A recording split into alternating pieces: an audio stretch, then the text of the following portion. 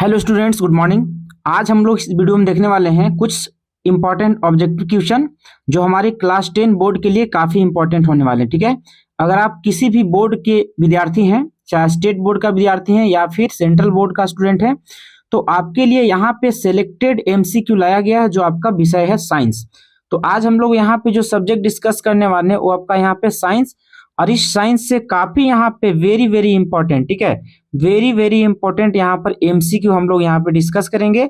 और ये सारे एमसीक्यू आपके प्रीवियस पेपर से रेफर करके बनाए गए हैं जो आपके बोर्ड एग्जामिनेशन के लिए काफी इंपॉर्टेंट हो सकते हैं।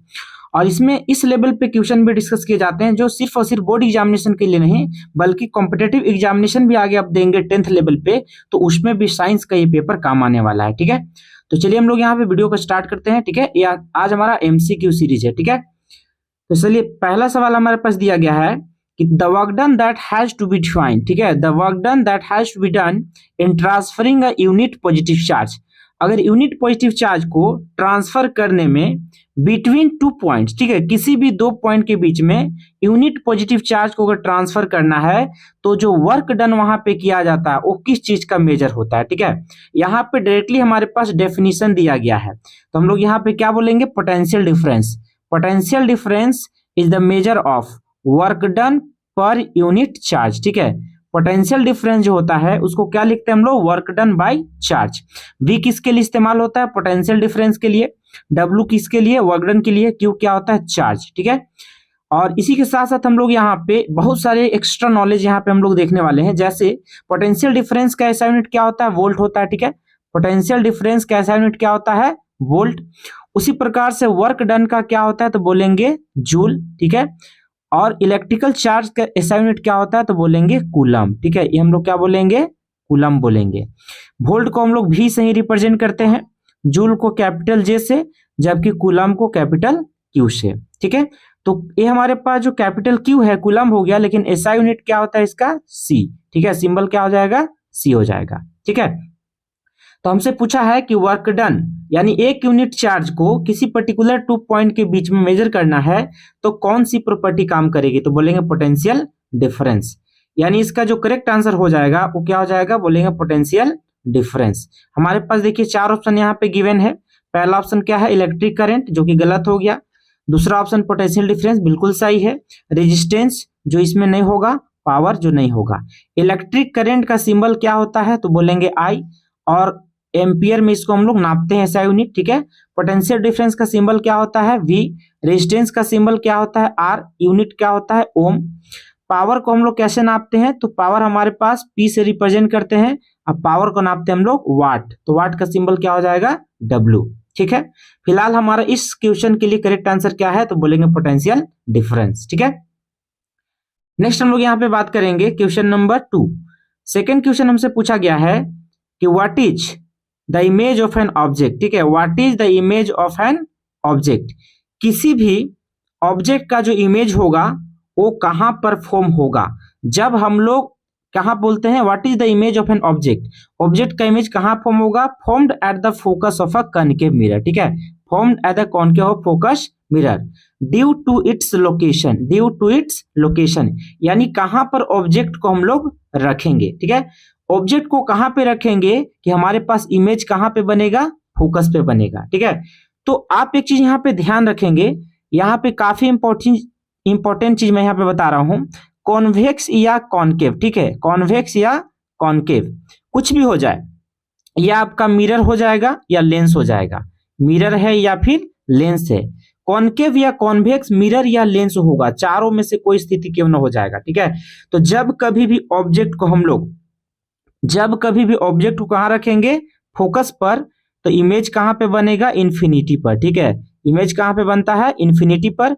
और जब कभी हम लोग ऑब्जेक्ट को इन्फिनिटी पर रखते हैं तो इमेज कहां बनता है, फोकस पर बनता है। ये बात आपको ध्यान देनी है। ये कॉनकेव और कॉन्वेक्स दोनों तरह का मिरर और लेंस के लिए वैलिड होता है। ठीक है, तो हमसे पूछा गया था कि हमारे पास फोकस पर अगर मान लीजिए इमेज बन रहा है तो इसका लोकेशन कहां होगा, तो बोलेंगे इन्फिनिटी पर।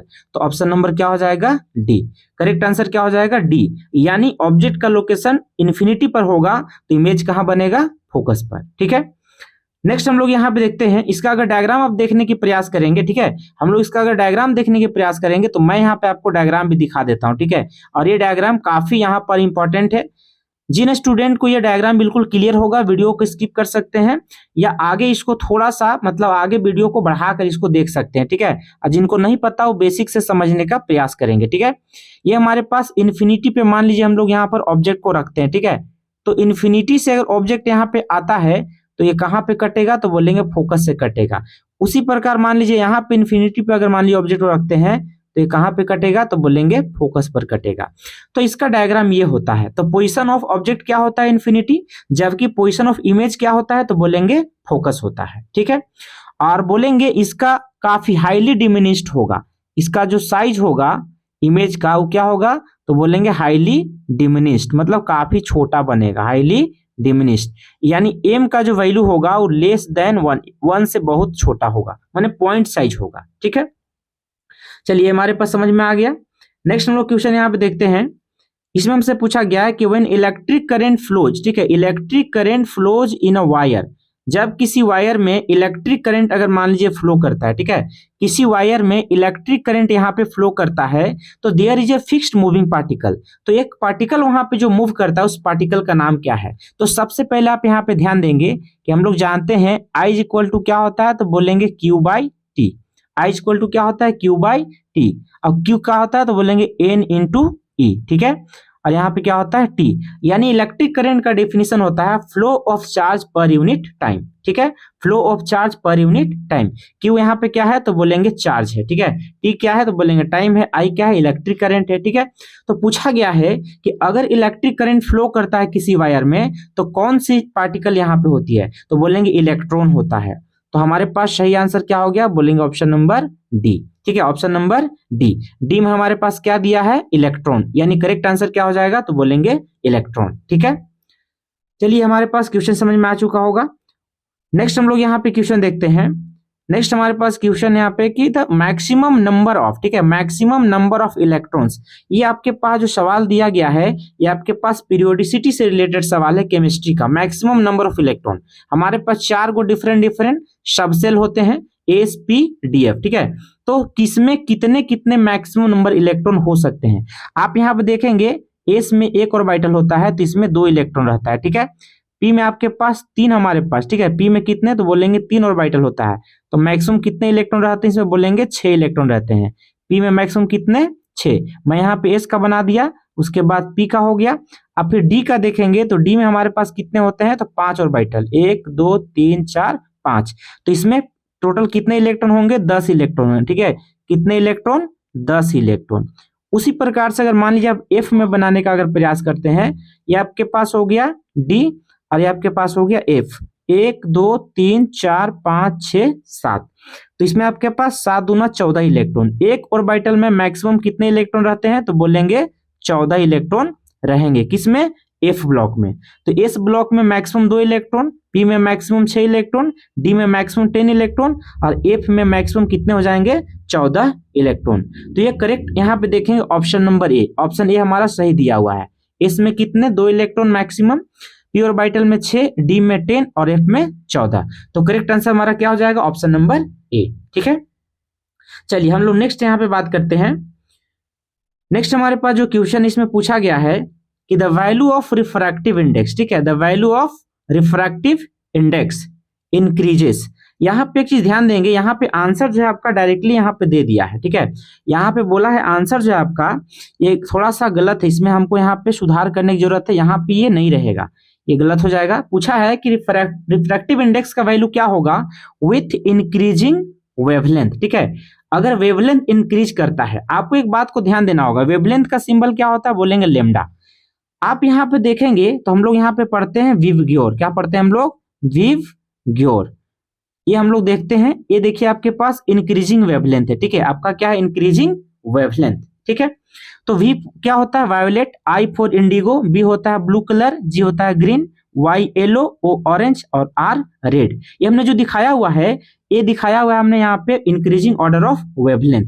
तो हम कह सकते हैं कि वेवलेंथ जो होता है इनवर्सली प्रोपोर्शनल टू, ठीक है, वेवलेंथ होता है inversely proportional to refractive index, यानी जिसका वेवलेंथ बढ़ेगा उसका रिफ्रैक्टिव इंडेक्स घटेगा। ठीक है, जिसका वेवलेंथ बढ़ेगा उसका रिफ्रैक्टिव इंडेक्स घटेगा। तो सबसे ज्यादा वेवलेंथ यहाँ किसका है? रेड कलर का। तो सबसे कम रिफ्रैक्टिव इंडेक्स किसका होगा? रेड कलर का। तो हमसे पूछा गया है कि वैल्यू ऑफ रिफ्रैक्टिव इंडेक्स क्या होगा। ठीक है, क्या होगा? जब वेवलेंथ इंक्रीज करेगा। तो जब जब वेवलेंथ इंक्रीज करेगा, जब जब वेवलेंथ इंक्रीज करेगा तब तब म्यू का वैल्यू डिक्रीज करेगा। तो करेक्ट आंसर क्या हो जाएगा? Option number B. ठीक है, चलिए हम लोग नेक्स्ट क्वेश्चन देखेंगे। नेक्स्ट क्वेश्चन में हमसे पूछा गया है, हमारे पास दिया गया सीरियम। ठीक है, नेक्स्ट एलिमेंट हमारे पास क्या दिया गया है? सीरियम। तो हम लोग यहाँ पे लिखेंगे सीरियम, जिसका एटॉमिक नंबर कितना हमारे पास है? बोलेंगे 58। बोला गया है ये किस ब्लॉक का मेंबर है। ठीक है, हमारे पीरियोडिक टेबल को हेनरी मोसले ने 4 ब्लॉक में डिवाइड किया, S block, P block, D block, F block. ठीक है, तो हम लोग यहाँ पे देखते हैं कि 58 जो है किस ब्लॉक में पाया जाता है। तो आप यहाँ पे डायरेक्टली एक बात याद रखेंगे, एस ब्लॉक में 56 एटॉमिक नंबर वाले रहता है, पी ब्लॉक में 57 रहता है, और डी ब्लॉक में बोलेंगे हम लोग यहाँ पे एक सेकेंड देखेंगे, पी नहीं डी बोलेंगे, यहाँ पे मिस्टेक हो गया है। तो हम लोग यहाँ पे लिखेंगे डी। ठीक है, डी ब्लॉक में हमारे पास क्या रहेगा? 57। और ए ब्लॉक में क्या होता है? तो बोलेंगे 58। अगर आपसे बोलेगा 56 नंबर तो बोलेंगे एस ब्लॉक, 57 नंबर तो डी ब्लॉक, और 58 नंबर बोलेगा तो एफ ब्लॉक। यानी इसका जो करेक्ट आंसर हो जाएगा वो हो जाएगा एफ ब्लॉक। यानी जो सीरियम होता है एटॉमिक नंबर 56 वो किसका मेंबर होता है? तो बोलेंगे डी ब्लॉक का मेंबर होता है, सॉरी एफ ब्लॉक का मेंबर, डी ब्लॉक नहीं एफ ब्लॉक का मेंबर। ठीक है, नेक्स्ट हम लोग यहाँ पे देखते हैं। नेक्स्ट क्वेश्चन पूछा गया है कि if the focal length of the convex lens. ठीक है, कन्वेक्स लेंस का जो फोकल लेंथ है वो कितना दिया गया है? फोकल लेंथ 50 सेंटीमीटर दिया है, यानी कि हाफ मीटर। तो बोला गया है कि कौन सही होगा। सबसे पहली बात, कॉन्वेक्स लेंस है तो फोकल लेंथ पॉजिटिव होगा। तो अगर फोकल लेंथ पॉजिटिव होगा इसका मतलब पावर पॉजिटिव होगा। हम लोग पावर चेक करते हैं यहाँ पर। तो P इज इक्वल टू क्या होता है? तो बोलेंगे 1/f, 1/f। तो लिखेंगे 1/50 सेंटीमीटर। अब इसको मीटर में कन्वर्ट करना है तो 100 से क्या करेंगे? डिवाइड, यानी 100 चला जाएगा ऊपर, तो 100 बाई कितना हो जाएगा? 50। तो काटेंगे तो कितना बार में कटेगा? 2 बार में, यानी कि 2 डायोप्टर। प्लस में आएगा क्योंकि कॉन्वेक्स लेंस है, तो कॉन्वेक्स लेंस का जो पावर होगा वो प्लस में आएगा, कितना? +2 डायोप्टर। हमारा करेक्ट आंसर क्या होगा? +2 डायोप्टर होगा। ठीक है, तो देखते हैं कहां पे ऑप्शन दिया गया है। तो +2 डायोप्टर हमारे पास जो ऑप्शन दिया गया हमारे पास ऑप्शन नंबर ए है। ठीक है, ऑप्शन नंबर ए। यहाँ पे स्पेलिंग मिस्टेक है यहाँ पर। ठीक है, शॉर्ट में हम लोग डी लिखते हैं। तो करेक्ट आंसर क्या हो गया? ऑप्शन ए, यानी कि 2 डायोप्टर। ठीक है, नेक्स्ट हम लोग यहाँ पे देखते हैं, हमसे पूछा गया है कि मेनली पीरियोडिक टेबल में। ठीक है, हम लोग अलग अलग पीरियोडिक टेबल पढ़ते हैं, जैसे मोसले का पीरियोडिक टेबल पढ़ते हैं, हेनरी मोसले, फिर मेंडलीव का पढ़ते हैं, डोबेराइनल ट्रायड्स पढ़ते हैं, फिर न्यूलैंड्स का ऑक्टेट पढ़ते हैं। ठीक है, ये सारे हम लोगों ने पीरियोडिसिटी में पढ़ा हुआ है। तो मेंडलीव का पीरियोडिक टेबल में क्या होता है? जो ब्लैंक स्पेस छोड़ा गया था, काफी जगह पे जो है खाली जगह भी छोड़ा गया था, जैसे एका सिलिकॉन, एका एल्युमिनियम, एका बोरॉन, इस तरह से छोड़ा गया था। ठीक है, तो अलग अलग जगह पे हमारे पास खाली जगह छोड़ा गया था, इस वजह से कि जब नए एलिमेंट का जब डिस्कवरी किया जाएगा तो खाली जगह में उनको रख दिया जाएगा। ठीक है, तो पूछा है कि which of the following element got place in the periodic table. तो पीरियोडिक टेबल में बाद में किस एलिमेंट को जगह मिला है। ठीक है, तो हम लोग यहाँ पे देखते हैं कौन से है। सवाल आप देख चुके होंगे, अब हम आप लोग ऑप्शन में देखेंगे। ठीक है, तो आप यहाँ पे देखेंगे हमारे पास 4 ऑप्शन दिए गए हैं। पहला ऑप्शन हमारे पास क्या है? तो बोलेंगे पहला ऑप्शन है जर्मेनियम, दूसरा है क्लोरीन, तीसरा है ऑक्सीजन, चौथा है सिलिकॉन। तो करेक्ट आंसर हमारे पास क्या हो जाएगा? तो बोलेंगे जर्मेनियम। ठीक है, क्या हो जाएगा? जर्मेनियम, जो कि एक सेमीकंडक्टर भी है, मेटलॉइड्स भी है। ठीक है, हमारा जी होता है, क्लोरीन का होता है सिंबल Cl, ऑक्सीजन का O होता है, जबकि सिलिकॉन का Si होता है। क्लोरीन और ऑक्सीजन आपका नॉन मेटल है, जबकि आपका यहाँ पे जर्मेनियम और सिलिकॉन क्या है? तो बोलेंगे मेटलॉइड्स हैं। ठीक है, तो हमारा करेक्ट आंसर फिलहाल क्या है? यहाँ पर जर्मेनियम है। ठीक है, नेक्स्ट हम लोग यहाँ पे देखेंगे, पूछा गया है कि the oxygen release during the photosynthesis. ठीक है, बोला है कि जो ऑक्सीजन रिलीज होता है फोटोसिंथेसिस प्रोसेस के दौरान। ठीक है, तो उस समय जो हमारे पास ऑक्सीजन आता है तो कहां से आता है, किसका डिकम्पोजिशन होता है, तो बोलेंगे वाटर का डिकम्पोजिशन होता है। हमारा करेक्ट आंसर क्या है, वाटर। किसका डिकम्पोजिशन होता है, तो बोलेंगे वाटर का डिकम्पोजिशन होता है। अगर आप इसका केमिकल रिएक्शन की हम लोग यहाँ पे बात करेंगे तो कह सकते हैं CO2 plus H2O, CO2 plus H2O। और यहाँ पे क्या होता है, तो बोलेंगे सनलाइट और क्लोरोफिल, ठीक है, सनलाइट और क्लोरोफिल के प्रेजेंस में। तो यहाँ से क्या बनता है, तो बोलेंगे C6H12O6। और साथ में क्या बनता है, तो बोलेंगे थोड़ा बहुत यहाँ पे थोड़ा बहुत यहाँ पे H2O, ठीक है, ये हो जाएगा H2O। और साथ में क्या बनता है, तो बोलेंगे ऑक्सीजन। आप इसको संतुलित भी कर सकते हैं, ठीक है। तो पूछा गया है कि जो फोटोसिंथेसिस के दौरान यहाँ पर जो ऑक्सीजन आता है, ठीक है, ऑक्सीजन आता है वो किसके डिकम्पोजिशन पे आता है, तो बोलेंगे वाटर का डिकम्पोजिशन होता है, ठीक है। वाटर और कार्बन डाइऑक्साइड रिएक्शन करते हैं इन प्रेजेंस ऑफ सनलाइट और क्लोरोफिल, तो क्या बनता है, ग्लूकोज यानी कि एनर्जी। क्या बनता है, ग्लूकोज यानी कि एनर्जी। तो केमिकल रिएक्शन इस प्रकार से आप लिख सकते हैं, जरूरत पड़ेगा तो बैलेंस कर लेंगे आप, ठीक है। तो करेक्ट आंसर हो गया हमारा water, option number A. Next हम लोग यहाँ पे देखेंगे, नेक्स्ट क्वेश्चन हमारे पास आता है इसमें, element which is an essential component of all organic compounds. पूछा गया है कि एक हमारे पास एलिमेंट है, ठीक है, एक हमारे पास क्या है, एलिमेंट है, और ये एलिमेंट जो है किसी भी ऑर्गेनिक कंपाउंड के लिए इसेंशियल होता है। तो ऑर्गेनिक कंपाउंड को हम लोग हाइड्रोकार्बन कहते हैं। और हाइड्रोकार्बन मीन्स कि कम से कम वहां पे हाइड्रोजन और कार्बन का होना जरूरी है, ठीक है। तो यहाँ पर इसेंशियल जो होता है, ऑर्गेनिक कहने का मतलब क्या है, कार्बनिक, ठीक है, कार्बनिक पदार्थ, कार्बनिक कंपाउंड या ऑर्गेनिक कंपाउंड। तो यहाँ पे कौन से एलिमेंट का होना जरूरी है, तो बोलेंगे कार्बन का होना जरूरी है, ठीक है। कौन से एलिमेंट का होना जरूरी है, तो बोलेंगे कार्बन का होना जरूरी है। अब पूछा गया है ये किस ग्रुप में होगा, कार्बन कौन से ग्रुप में होता है, तो कार्बन हमारे पास होता है ग्रुप नंबर 14 में। कार्बन किस ग्रुप का मेंबर है, तो बोलेंगे ग्रुप नंबर 14, ग्रुप नंबर 14। तो हमारा करेक्ट आंसर क्या हो जाएगा, ऑप्शन नंबर बी, ठीक है, ऑप्शन नंबर बी, ठीक है। यहां तक किसी को दिक्कत नहीं होनी चाहिए। हमारे पास क्या है, तो बोलेंगे कार्बन फैमिली है।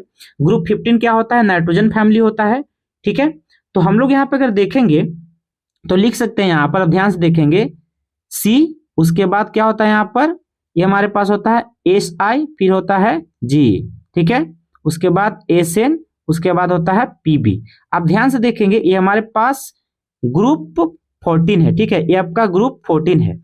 तो ग्रुप 14 का जो हमारे पास एलिमेंट है, ठीक है, वो हमारे पास क्या है, तो बोलेंगे कार्बन, फिर क्या बोलेंगे हम लोग, सिलिकॉन, फिर बोलेंगे जर्मेनियम, फिर बोलेंगे टीन, उसके बाद क्या होता है, लीड। ये ग्रुप 14 यानी कार्बन फैमिली है, ठीक है। तो यहाँ पे आपको इंफॉर्मेशन ध्यान देना है। साथ ही साथ क्या देखेंगे, ग्रुप 1 को हम लोग क्या बोलते हैं, तो एस ब्लॉक में आता है। ग्रुप 1 को हम लोग बोलते हैं अल्कली मेटल, ठीक है। ग्रुप 1 को हम लोग क्या बोलते हैं, तो इसको बोलते हैं हम लोग अल्कली मेटल्स बोलेंगे। क्या बोलेंगे, अल्कली मेटल्स बोलेंगे।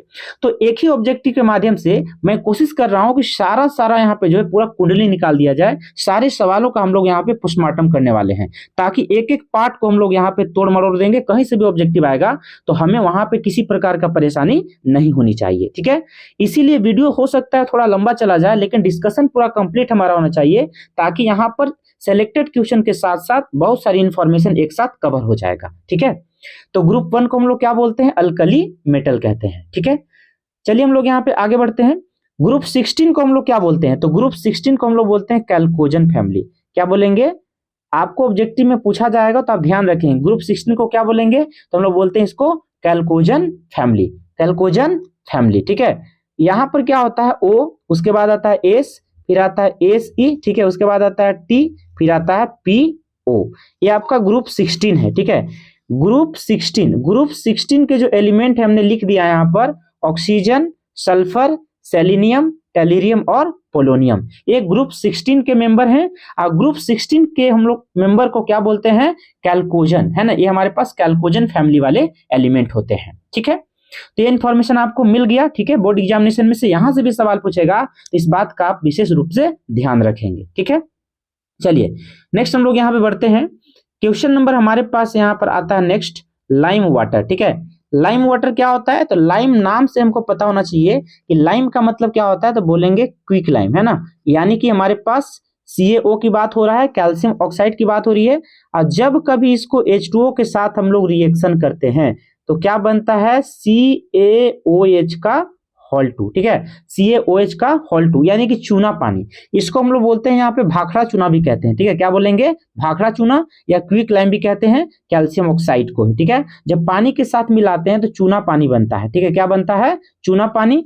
और इसी कैल्शियम ऑक्साइड का जो नाम होता है वो होता है स्लैग लाइम, ठीक है। इसका नाम क्या हो जाता है, तो बोलेंगे स्लैग लाइम होता है, यानी कैल्शियम हाइड्रोक्साइड जो एक तरह का बेस होता है, काफी ज्यादा स्ट्रोंग है, उतना ज्यादा स्ट्रोंग तो नहीं है सोडियम हाइड्रोक्साइड और पोटेशियम हाइड्रोक्साइड की तुलना में ये काफी कमजोर होता है, लेकिन ये भी स्ट्रोंग बेस के कैटेगरी में ले लिया जाता है सामान्य स्थिति में, ठीक है। तो लाइम वाटर हम लोग किसको बोलेंगे, इसको हम लोग बोलेंगे किसको, कैल्शियम हाइड्रोक्साइड को, ठीक है, क्या बोलेंगे, कैल्शियम हाइड्रोक्साइड। यानी जो करेक्ट आंसर हमारा हो जाएगा option number D, calcium hydroxide, ठीक है।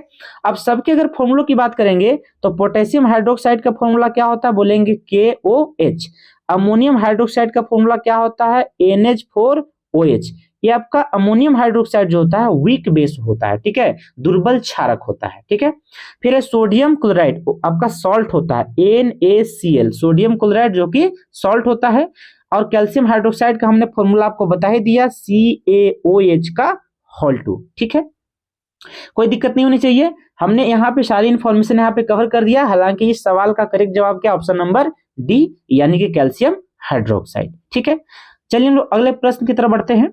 तो अगले प्रश्न में हमसे पूछा गया है कि मैग्नेटिक फील्ड डिफ्लेक्ट, ठीक है, जो मैग्नेटिक फील्ड होता है वो किसमें डिफ्लेक्शन करता है, किसको डिफ्लेक्ट कराता है, ठीक है। तो यहाँ पे अल्फा और बीटा पार्टिकल दोनों शामिल हो जाएंगे, अल्फा पार्टिकल भी होगा और बीटा पार्टिकल भी होगा, ठीक है, अल्फा पार्टिकल भी और बीटा पार्टिकल। तो अल्फा पार्टिकल का मतलब जनरली हमारे पास किससे हम लोग ले रहे होते हैं, यहाँ पे तो हीलियम आयन से ले रहे होते हैं, ठीक है। ये हमारे पास अल्फा पार्टिकल और बीटा पार्टिकल, मतलब जो मैग्नेटिक फील्ड होता है वो दोनों को डिफ्लेक्ट कर सकता है, अल्फा पार्टिकल को भी और बीटा पार्टिकल को भी, दोनों को क्या कर सकता है, ये डिफ्लेक्ट कर सकता है, ठीक है। हम लोग यहाँ पे नेक्स्ट क्वेश्चन की तरफ बढ़ेंगे।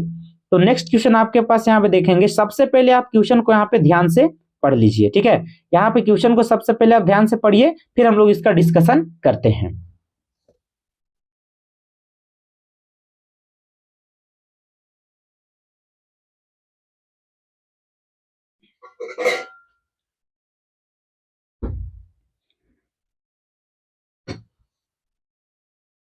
देखिए इसमें पूछा गया आपसे कि if the molecular formula of the butane, ठीक है, बोला है कि if the molecular formula of butane is CH, ठीक है, तो what will be it's empirical formula. बोला है कि इसमें इंपेरिकल फॉर्मूला क्या होगा, हमसे क्या पूछा गया है, इसका इंपेरिकल फॉर्मूला क्या होगा, ठीक है। यानी कि जो हमारे पास मोलिकुलर फॉर्मूला जो बनाए गए हैं कार्बन और हाइड्रोजन से मिलाकर बनाए गए हैं, ठीक है। तो सबसे पहले हम लोग इस बात का ध्यान देंगे कि ब्यूटेन का मतलब क्या होता है, 4 कार्बन। ब्यूटेन मतलब कितना होता है, 4 कार्बन। तो ब्यूटेन जो है हमारे पास होता है अल्केन फैमिली का मेंबर है, ठीक है। तो अल्केन का सूत्र क्या होता है, तो बोलेंगे CnH2n+2, CnH2n+2। कार्बन की संख्या 4 है तो हाइड्रोजन की संख्या डबल से 2 ज्यादा, यानी 4 दूना 8 और 2 10, है ना। ये हमारे पास ब्यूटेन का फॉर्मूला हो गया, CH कार्बन हमारे पास हो गया 4, यानी कि C4H10, C4H10। आप ध्यान से देखेंगे यहाँ पर, तो हम लोग इसका अगर फॉर्मूले की अगर हम लोग यहाँ पे बात करेंगे, ठीक है, तो हम लोग यहाँ पे क्या बोलेंगे, हमारे पास कार्बन की संख्या जितना होगी उसके डबल से 2 ज्यादा। अगर इसकी इंपेरिकल फॉर्मूला की हम लोग बात करेंगे, प्रोपोर्शनल फॉर्मूला का मतलब क्या होता है, इंपेरिकल फॉर्मूला। तो आप यहाँ 2 से कट रहा है तो 2 से काटेंगे 2 बार में, ठीक है, तो कार्बन कितना हो गया 2, और 2 से काटेंगे 5 बार में, तो हाइड्रोजन कितना हो गया 5। तो इसका जो इंपेरिकल फॉर्मूला है यानी प्रोपोर्शनल फॉर्मूला है क्या हो जाएगा, C2H5। करेक्ट आंसर क्या हो जाएगा, C2H5। ब्यूटेन का फॉर्मूला हो गया C4H10, लेकिन उसका प्रोपोर्शनल फॉर्मूला क्या हो गया, तो बोलेंगे C2H5। देखते हैं C2H5 कहां पे दिया गया है, तो ये देखिए आपके पास ऑप्शन नंबर आ गया यहाँ पर C2H5, यानी C4H10 को ही हम लोग ने क्या लिखा, C2H5 लिखा। ये हो गया आपका मॉलिक्यूलर फॉर्मूला, और C2H5 क्या हो गया, प्रोपोर्शनल फॉर्मूला। तो करेक्ट आंसर क्या हो जाएगा, ऑप्शन नंबर सी, ठीक है। चलिए बढ़ते हम लोग यहाँ पे अगले सवाल की तरफ। अगले सवाल में हमसे पूछा गया है कि इन डबल बॉन्ड, ठीक है, in double bond 2 atoms are related, ठीक है, मतलब डबल बॉन्ड में क्या होते हैं, 2 एटम्स हमारे पास होते हैं तो शेयरिंग जो होता है कितने इलेक्ट्रॉन्स का होता है, ठीक है, शेयरिंग कितने इलेक्ट्रॉन का होता है। एक बात का ध्यान देंगे, हमने यहाँ पे मान लीजिए एग्जाम्पल के तौर पर समझा रहा हूँ, अगर CH3 है, यहाँ पे सिंगल बॉन्ड से CH3 अगर मान के चलिए आपका CH2 है तो डबल बॉन्ड से CH2 जुड़ा रहेगा, ठीक है।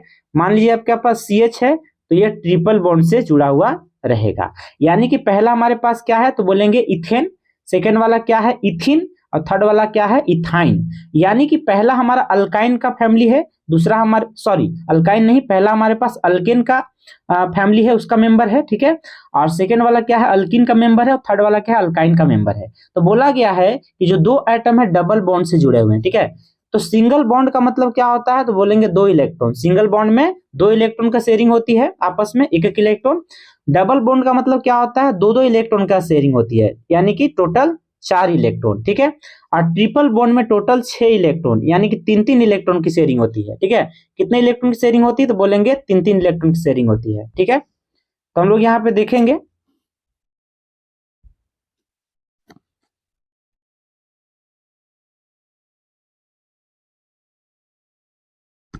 नेक्स्ट हमारे पास देखेंगे तो हमारे पास करेक्ट आंसर हमारे पास क्या हो जाएगा तो बोलेंगे जो करेक्ट आंसर हमारे पास है वो हमारे पास क्या है तो बोलेंगे यहाँ पर ऑप्शन नंबर हमारे पास हो जाएगा बी, ठीक है।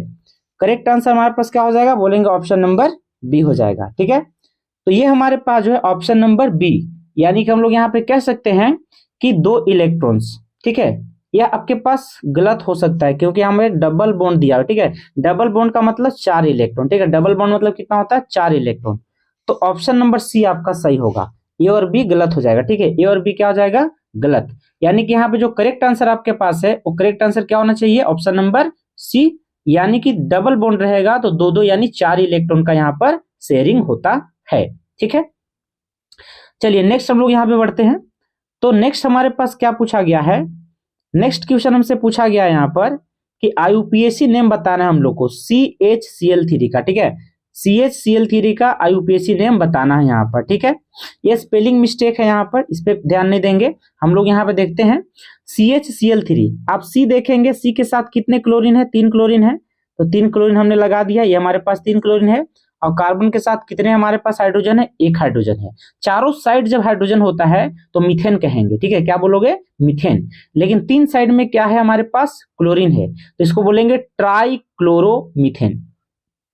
3 है तो क्या बोलेंगे ट्राई, क्लोरीन की संख्या कितनी है 3, तो बोलेंगे ट्राइक्लोरोमीथेन, ट्राइक्लोरोमीथेन। तो करेक्ट आंसर क्या हो जाएगा ऑप्शन नंबर सी, यानी कि ट्राइक्लोरोमीथेन, ठीक है। जो हमारे पास दिया है CHCl3, इसका IUPAC नेम क्या होता है तो बोलेंगे ट्राइक्लोरोमीथेन। आंसर हो गया ऑप्शन नंबर सी। अगर इसी का कॉमन नेम पूछेगा, ठीक है, इसी का अगर मान लीजिए साधारण नाम पूछेगा, इसका मान लीजिए कॉमन नाम पूछेगा, तो कॉमन नाम क्या होता है तो बोलेंगे क्लोरोफॉर्म। कॉमन नाम क्या होता है तो बोलेंगे क्लोरोफॉर्म होता है, ठीक है। कॉमन नाम क्या होता है तो क्या बोलेंगे क्लोरोफॉर्म होता है। और IUPAC नेम क्या बोलेंगे तो ऑप्शन नंबर सी, यानी कि ट्राइक्लोरोमीथेन, ठीक है। चलिए हम लोग नेक्स्ट यहाँ पे क्वेश्चन देखते हैं। तो नेक्स्ट क्वेश्चन हमसे यहाँ पे पूछा गया है कि 25 सेंटीमीटर, ठीक है, जो हमारे पास पूछा गया है यहाँ पर कि 25 centimetre in front of concave mirror. एक हमारे पास कनकेव मिरर दिया गया। सबसे पहले आप यहाँ पे सवाल को पढ़ेंगे, अभी ऑप्शन में जाने की जरूरत नहीं है, आपको डायरेक्ट यहाँ पे आंसर मिलने वाला है, ठीक है। सवाल सबसे पहले यहाँ पे पढ़िए कि 20 centimetre in front of a concave mirror. एक हमारे पास कॉनकेव मिरर है, ठीक है। मिरर कौन सी है कॉनकेव है। फोकल लेंथ कितनी है 25 सेंटीमीटर, ऑब्जेक्ट का डिस्टेंस 50 सेंटीमीटर, और ऑब्जेक्ट का डिस्टेंस कितना है 25 सेंटीमीटर। तो पूछा गया है कि what will be the position, image का पोजीशन क्या होगा और उसको कहां पे प्लेस किया जाएगा, ठीक है, कहां पे उसको प्लेस किया जाएगा। सबसे पहले हम लोग रे डायग्राम की बात करते हैं, ठीक है, उसके बाद सॉल्यूशन पे आते हैं। तो रे डायग्राम की अगर हम लोग बात करेंगे तो आप देखोगे कि कॉनकेव मिरर का कुछ पोजीशन इस प्रकार से होता है, ठीक है। कॉनकेव मिरर ये हो गया आपके पास, ठीक है। यानी हम लोग डायग्राम यहाँ पे बनाएंगे तो हमारे पास P हो जाएगा, इसके बाद F, इसके बाद C। पूछा गया है हमसे कि जो फोकल लेंथ है वो कितना है तो बोलेंगे 50 है, यानी P से F का दूरी कितना है 50 है, ठीक है। P से F का दूरी कितना है तो बोलेंगे 50 सेंटीमीटर दिया हुआ है, ठीक है। अब बोला है 25 सेंटीमीटर की दूरी पे रखना है, यानी P से 25, यानी कि P और F के बीच में। तो यहां से आपको डायरेक्ट पता होना चाहिए कि जब किसी ऑब्जेक्ट का पोजीशन P तथा F के बीच में होता है, ठीक है, जब किसी ऑब्जेक्ट का पोजीशन P और F के बीच में होता है तो बिहाइंड द मिरर बनता है, ठीक है, बिहाइंड द मिरर कहां पे बनता है, इमेज कहां पे बनेगा, बिहाइंड द मिरर बनेगा। यानी एक बात तो आपको तय हो गया बिहाइंड द मिरर, तो ऑप्शन ए तो गलत हो जाएगा, उस हिसाब से ऑप्शन ए गलत हो जाएगा। क्यों, यहाँ पे थोड़ा सुधार की जरूरत पड़ेगा। अगर इसको हम मिरर लगा देंगे, मान लीजिए यहाँ पे क्या कर देंगे हम लोग, मिरर कर देंगे, तो शायद संभावना बनेगी। ग्लास तो होगा नहीं क्योंकि कॉनकेव मिरर है, तो ग्लास की बात क्यों आएगी यहाँ पर, ठीक है। तो बिहाइंड द मिरर तय हो गया। अब लोग यहाँ पे लोग सोल्व करेंगे, तो सोल्व करेंगे कैसे हम लोग, तो हमारे पास यू का वैल्यू कितना दिया है, तो बोलेंगे -25 दिया हुआ है, ठीक है। और भी का वैल्यू हम लोग को निकाल देना है, और एफ का वैल्यू हमारे पास कितना दिया है, तो एफ का वैल्यू हमारे पास दिया गया है माइनस में दिया गया हमारे पास 50। हम लोग भी निकालेंगे। फॉर्मूला क्या हम लोग जानते हैं, 1/v plus 1/u equal to 1/f, ये हमारे पास फॉर्मूला है। इसी फॉर्मूला में हम लोग यहाँ पर रखेंगे, ठीक है। इस फॉर्मूला में यहाँ पे हम लोग रख देंगे, यानी कि हम लोग को निकालना क्या है, v निकालना है, तो बोलेंगे 1/v equal to 1/f minus 1/ क्या हो जाएगा, u हो जाएगा, ठीक है।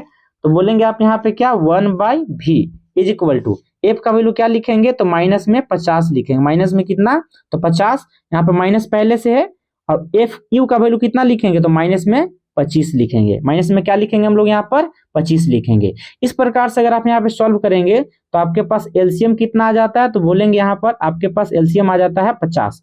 एलसीएम कितना आ जाएगा आपके पास, 50 आ जाता है। अब 50 से 50 में काटेंगे तो माइनस में कितना आ जाएगा, तो बोलेंगे माइनस में यहाँ पे आ जाएगा 1, और 25 से काटेंगे 2 बार में तो कितना आ जाएगा, 2, यानी कि 1/50। 1/v का वैल्यू कितना आ जाएगा, 1/50।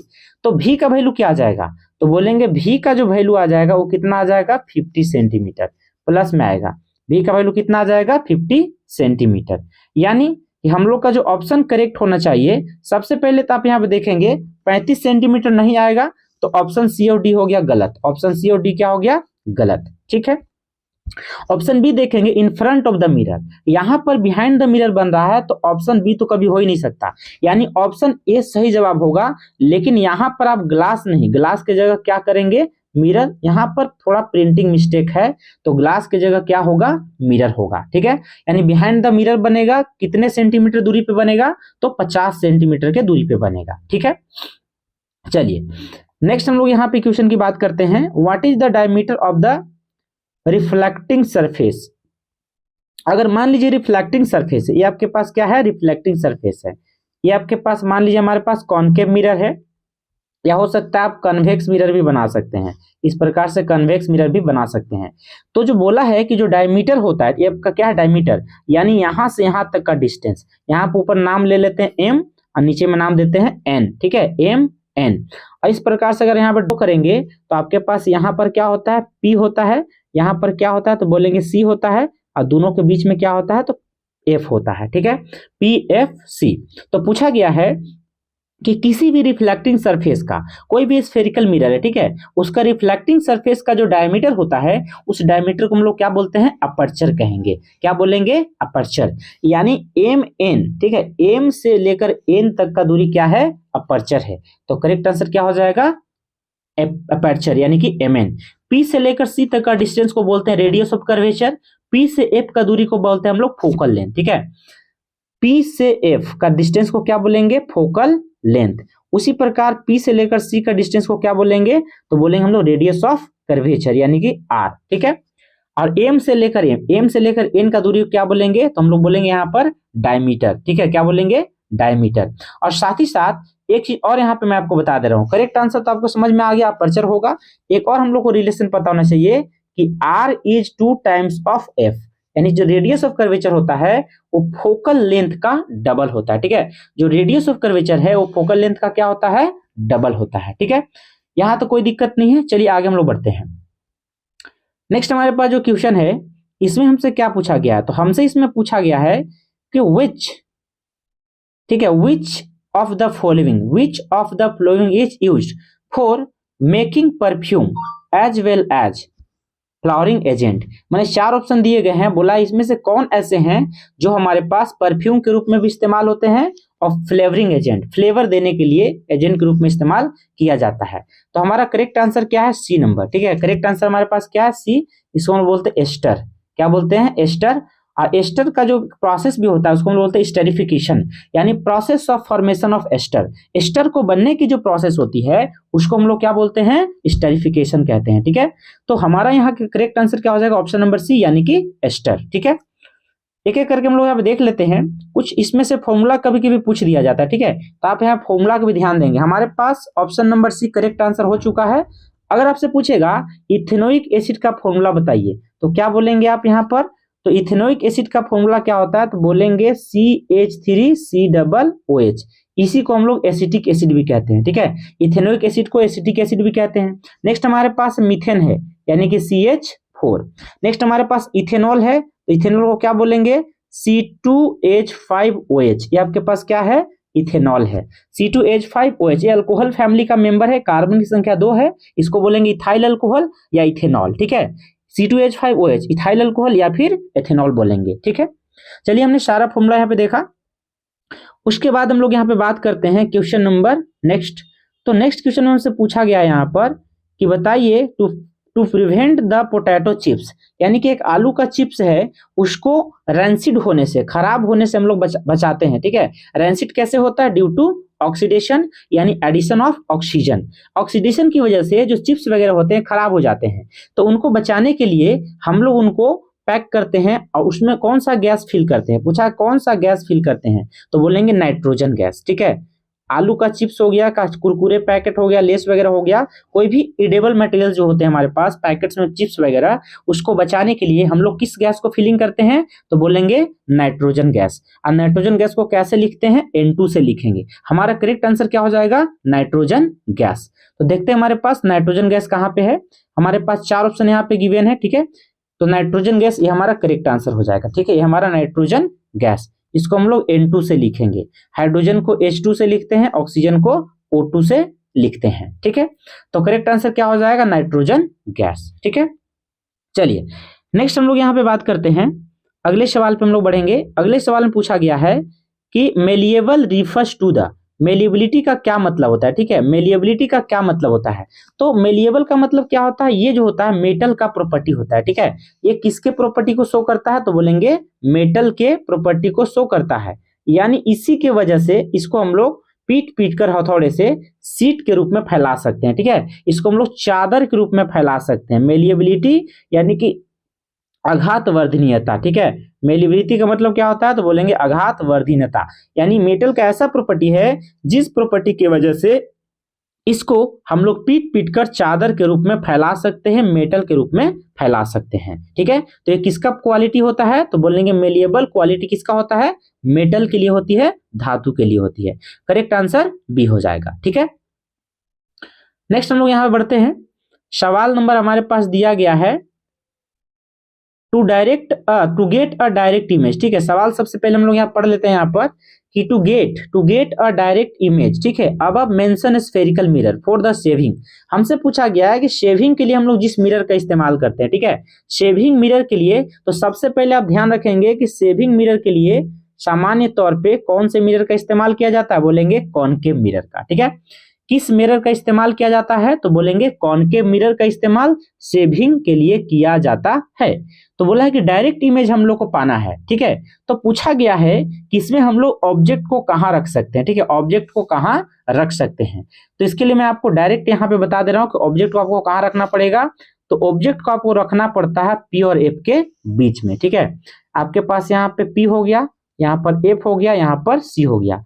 P और F के बीच ऑब्जेक्ट को यहाँ पर रखेंगे तो कुछ डायग्राम ऐसा बनेगा, पैरेलल जाएगी लाइन, फिर कहाँ से पास करेगी, फोकस से पास करेगी। दूसरा हमारे पास रे डायग्राम कहाँ से आता है, तो C से पास करता है।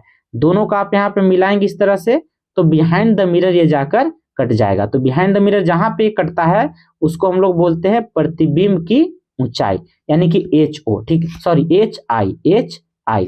HO क्या होता है, तो बोलेंगे बिंब की ऊंचाई, यानी कि ऑब्जेक्ट का हाइट हो गया। अब HI का हो गया, इमेज का हाइट हो गया। तो कनकेव मिरर में जो लास्ट पोजीशन है, जिसको मैंने 6th पोजीशन बोला, ठीक है, 6 पोजीशन इसमें होते हैं, तो लास्ट पोजीशन इकलौता पोजीशन होता है जहां पर P और F के बीच में ऑब्जेक्ट को प्लेस करेंगे तो बिहाइंड द मिरर बनती है। और कैसी बनती है, तो बड़ा बनती है ना, कैसा बनती है, बड़ा बनती है, वर्चुअल बनती है। V for virtual, E for erect, है ना, ई फॉर इरेक्ट, वर्चुअल बनती है, इरेक्ट बनती है, और साइज का क्या होता है, बड़ा होता है, यानी कि इन लार्ज इमेज बनेगा। कैसा बनेगा, तो बोलेंगे इन लार्ज इमेज बनेगा। कैसा इमेज बनेगा, तो बोलेंगे इन लार्ज इमेज बनेगा। कोई दिक्कत नहीं है। अब लोग यहाँ पे ऑप्शन पे आ जाते हैं। पहला बोला है should be kept outside the centre of curvature, beyond centre of curvature, गलत है। Should be kept at the centre of curvature, C पे नहीं रखेंगे, सी पे रखेंगे तो सी पे ही बन जाएगा, ठीक है। नेक्स्ट हम लोग यहाँ पे बढ़ते हैं। नेक्स्ट हमसे यहाँ पर पूछा गया है कि शुड बी केप्ट, ठीक है, शुड बी केप्ट बोला है, should be kept between C and F, C और एफ के बीच में रखा जाएगा, ये भी आपका गलत है। नेक्स्ट है should be kept between the pole and focus, ये आपका सही जवाब हो गया, पोल और फोकस के बीच रखा जाता है, तो ऑप्शन नंबर डी आपका करेक्ट आंसर है, ठीक है। चलिए नेक्स्ट हम लोग यहाँ पे बात करते हैं। तो नेक्स्ट क्वेश्चन में हमसे पूछा गया है कि एल्युमिनियम ऑक्साइड जो होती है, ठीक है, ये आपके पास इसका आखिरी सवाल है, ठीक है, हमारे इस पीडीएफ का आखिरी सवाल है, ठीक है। हमसे पूछा गया है कि एल्युमिनियम ऑक्साइड इज, ठीक है, aluminium oxide is in nature, खाली जगह भरना है। एल्युमिनियम ऑक्साइड सबसे पहले आप फॉर्मूला देखेंगे, Al2O3, Al2O3। तो हमने आपको बताया हुआ है कि ये कैसा नेचर का होता है, बोलेंगे एम्फोटेरिक नेचर का होता है। एम्फोटेरिक का मतलब है ये एसिड जैसा भी बिहेव करेगा, ठीक है, और बेस जैसा भी बिहेव करेगा। एम्फोटेरिक मतलब यह एसिड जैसा भी बिहेव करेगा और बेस के जैसा भी बिहेव करता है, तो इसको हम लोग क्या बोलेंगे, एम्फोटेरिक बोलेंगे, ठीक है, एम्फोटेरिक। तो एम्फोटेरिक ऑक्साइड में एक और आता है जिंक ऑक्साइड, आप इसको भी ध्यान रखेंगे, एल्युमिनियम ऑक्साइड और साथ में क्या होता है, जिंक ऑक्साइड। ये दोनों कैसे ऑक्साइड हैं, एम्फोटेरिक होते हैं, they behave as acid as well as base, यानी दोनों तरह का नेचर होता है, ठीक है। तो एल्युमिनियम ऑक्साइड कैसा होता है, तो ऑप्शन नंबर सी करेक्ट हो जाएगा, यानी कि एम्फोटेरिक ऑक्साइड हो जाएगा, ठीक है।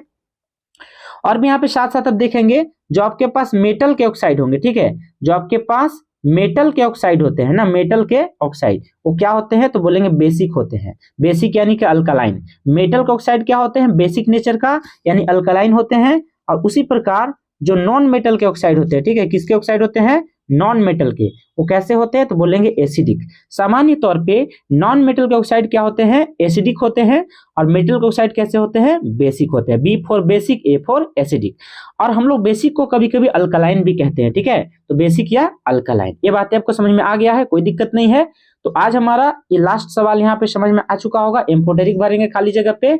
इसी के साथ हमारे पास आज का जो एमसीक्यू है पूरा का पूरा होता है फिनिश। आप मुझे कमेंट बॉक्स में जरूर बताएंगे कि इस वीडियो से आपको कितना मदद मिल रहा है, प्रॉपर बोर्ड टारगेट के लिए आपको कितना मतलब यहाँ पे हेल्प हो रहा है, ठीक है। और आप मुझे सजेशन भी यहाँ पे दे सकते हैं, आपके पॉजिटिव रिस्पॉन्स का इंतजार रहेगा, ताकि इसी प्रकार से सिलेक्टेड क्वेश्चंस आपको हर एक सब्जेक्ट का आपको मिलता रहेगा। अगर आप इस चैनल पे नए हैं तो चैनल को कर लेंगे सब्सक्राइब, वीडियो पसंद आता है तो लाइक शेयर करना नहीं भूलेंगे। मिलते हैं हम लोग इसी प्रकार के नए वीडियो के साथ, ठीक है।